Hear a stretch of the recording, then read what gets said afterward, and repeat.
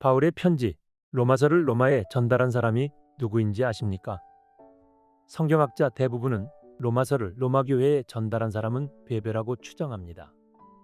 영국에 떠오르는 신약 신학자 폴 라구더는 베베가 로마서를 전달했을 뿐만 아니라 로마 교회의 로마서를 설명했을 것으로 주장합니다. 그렇다면 이들은 왜 베베가 로마서를 전달했을 거라고 생각할까요?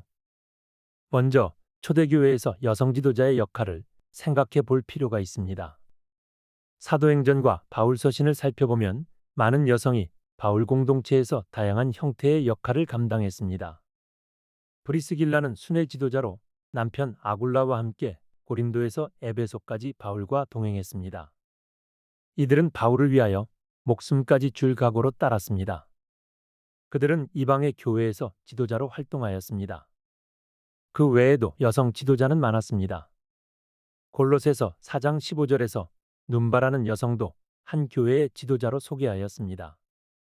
바울은 사도들에게 존경받는 여성 지도자 유냐를 소개하면서 자기보다 먼저 예수 그리스도 안에 있는 사람이라고 하였습니다. 그 외에도 루디아, 유니게, 로이스, 요오디아와 순두개도 있습니다. 미국의 기독교 사회학자 로드니 스타크는 기독교의 발흥이란 책에서 초대교회가 성장한 데는 여성의 역할이 컸음을 지적하였습니다. 기독교의 박해가 심했던 303년경 북아프리카의 시르타르라는 마을에 있는 한 기독교인 가정교회에서 불우 이웃을 돕기 위한 물품 목록이 나왔습니다. 기독교인들이 모은 옷 중에는 16벌의 남성 망토와 82벌의 여성 망토, 47켤레의 여성 슬리퍼가 있었습니다. 짐작컨대 이것은 기부자의 남녀 비율을 어느 정도 반영한 것으로 보입니다. 당시 정확한 통계는 없지만 교인 가운데 여성이 압도적으로 많았다는 점은 역사학자들이 모두 인정하고 있습니다. 로드니 스타크는 그 당시 여러 자료들을 분석한 후 초대교회 여성이 많았던 이유를 제시하였습니다. 초대교회는 여성을 존중하고 여성의 리더십을 허용하였습니다. 당시 로마 사회는 남존여비 사상이 뚜렷해서 남성이 여성보다 훨씬 많았습니다. 기원전 1세기 로마의 힐라리온이란 사람이 임신한 아내에게 쓴 편지가 발견되었습니다. 나는 아직 알렉산드리아에 있어. 다들 돌아왔는데 나만 알렉산드리아에 남아있다고 걱정하지는 말아요. 우리의 태어날 아들을 잘 돌봐줄 것을 당부하오. 돈은 받는 대로 당신에게 보내주겠소.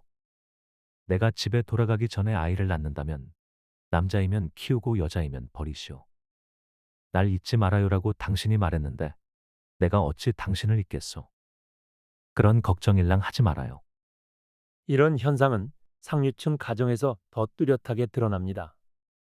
문제는 결혼 적령기 여성이 절대적으로 부족했다는 사실입니다. 반면에 기독교 가정은 여자아이를 버리지 않고 남자와 동등하게 키웠습니다. 따라서 로마의 상류층에서 정숙하고 바른 여성을 찾다가 기독교 여성들을 아내로 맞이하는 게 일상이 되었습니다. 역사학자 헨리 체드윅은 기독교가 로마의 상류층에 뚫고 들어간 것은 아내를 통해서였다고 하였습니다. 귀족 계급 중에 기독교 여성이 상당수가 존재하였고 그들은 교회에서도 중심 역할을 감당했습니다. 일반 평민 가정의 여성도 불신 가정보다는 훨씬 안정되고 평등한 결혼 생활을 영위했습니다. 브리스길라와 아굴라 가정도 처음에는 남편인 아굴라를 앞세웠지만 점차 브리스길라의 리더십을 인정하여 성경 저자들도 아내인 브리스길라를 먼저 소개하였습니다. 바울은 여집사를 임명하는 데 주저함이 없었습니다. 그들은 예루살렘 교회의 7 집사와 동등한 역할을 감당했습니다. 집사는 예배 의전을 보조하고 교회의 양선과 구제 활동을 집행하였습니다. 그들은 목회자가 없는 교회에서는 설교도 하였고 실질적인 교회 지도자 역할을 하였습니다. 그렇다면 베베는 어떤 위치의 여성이었을까요? 바울은 그녀를 겐그리아 교회의 일꾼으로 소개하였습니다. 일꾼이라고 번역된 헬라어 디아코노스는 사역자, 일꾼, 집사, 목사, 선생 등 다양하게 번역합니다. 예루살렘 교회는 빌립과 스데반을 포함한 7 집사를 디아코노스라고 하였습니다. 그들은 성령과 지혜가 충만한 사람들이었습니다. 빌립은 사마리아에서 선교도 하였고 에디오피아의 넷이 간다게에게 세례를 주기도 하였습니다. 오늘날과 달리 집사는 매우 중요한 역할을 감당하였습니다. 바울은 자신을 소개할 때 복음을 맡은 사도로 소개하지만 때로는 디아코노스라고 하였습니다. 바울은 디모데와 두기고를 소개할 때도 디아코노스라고 하였습니다. 바울은 베베를 소개하면서 디아코노스라고 하였을 뿐만 아니라 자신과 다른 사람들의 보호자라고 하였습니다. 보호자 혹은 후원자로 번역하는 이 명칭은 로마에서 명예와 권위를 나타냅니다. 고대 로마 사회는 사회적 규범으로서 후원 제도가 있었습니다. 후원자는 법적, 경제적으로 피후원자를 후원하여 영향력을 행사하였습니다. 물론 바울은 로마 시민권을 가졌기 때문에 법적 후원은 필요 없었습니다. 그러나 선교하는 일에 경제적 후원은 필요하였습니다. 튜빙겐 대학의 신약학자 로버트 주잇은 그의 로마서 주석에서 로마서를 대필한 더디오가 베베의 종이었을 것으로 추정합니다. 더디오는 셋째라는 뜻으로 노예에게 사용되는 흔한 이름입니다. 주잇에 따르면 베베는 더디오를 바울의 필경사로 마음대로 사용하도록 허락했을 것으로 추정했으며 폴라구더도 대체로 이 점을 인정합니다. 편지를 써주는 필경사나 편지를 읽어주는 독경사는 문맹률이 90%가 넘는 고대 사회에서 흔한 직업이었습니다. 이들은 주로 그리스의 지식인 노예로서 로마 가정의 자녀 교육을 담당하였습니다. 로마서 16장에서 여러 사람의 이름을 직접 거명하면서 첫 번째로 베베를 말하고 마지막 부분에서 대필자 더디오를 언급한 것으로 보아 성경학자들은 둘의 관련성을 이야기하였습니다.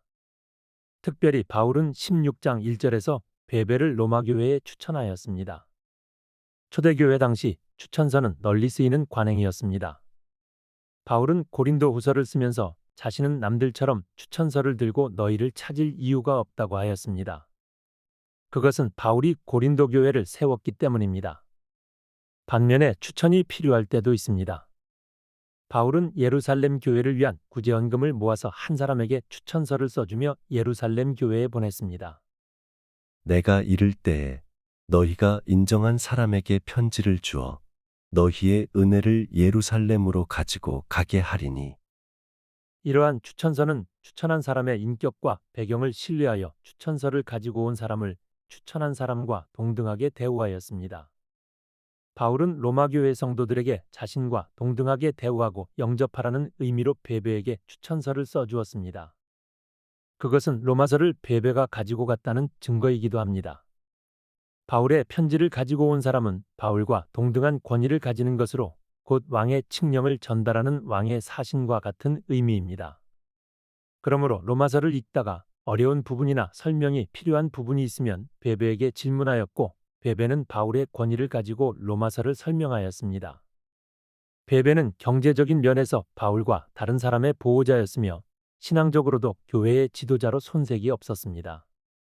영국의 신학자 폴라구더는 바울이 베베에게 로마서를 전달하는 임무뿐만 아니라 스페인 방문을 미리 준비하도록 했을 것으로 추정합니다.